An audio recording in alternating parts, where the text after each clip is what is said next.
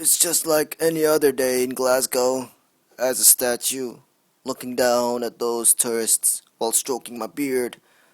Hundreds of people walk by this bridge. Look at all of them.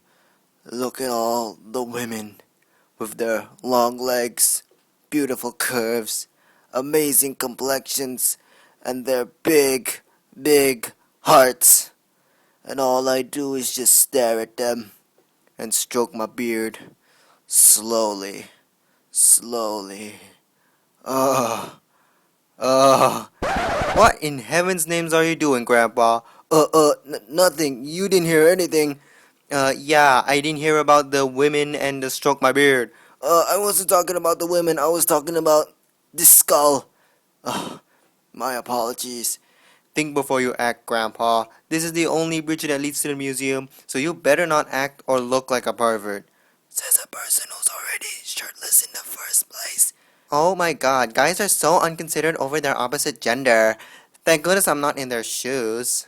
Okay, so the second day of my Glasgow trip, we had a lot of places to go. So we took a sightseeing bus to take us to all the destinations. The very first destination that we went to was the Riverside Riverside Transport Museum. So Riverside Transport Museum is Europe's Europe museum is Museum of the Year 2013. Basically, it's a normal museum, a very expensive museum, free entrance, where it's all about old transport, old cars, trains, bicycles, you name it.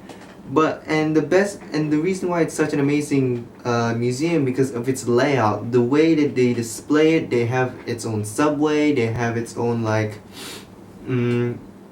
old town, like old street where there's like shops there, and it basically takes you back to how the cars were before we were born. And also outside of the museum there will be an old yacht there. Yeah, an old yacht there.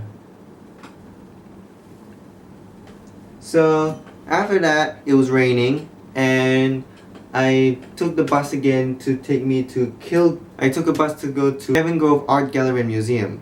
So it's like a museum. It displays all arts of the past, and it's such an amazing layout inside of it. It's a very big museum. There's an organ placed on top. One exhibition caught my eye was the floating heads and also the medieval armor. And there's a lot more to see. The place is a huge place. You can go check it out, and you can even go out. So afterwards, we went to Glasgow University. Now you're wondering, why would you go to university? So apparently, what I didn't realize that there is a museum within the university. So there's this rural area where there's a museum and lots of there is a university in the middle and a lot of museums around. The University of Glasgow has a museum inside of it, so it's called the Hunterian Museum, where basically it displays a lot of the previous professors of the university and his discoveries, what he was back then.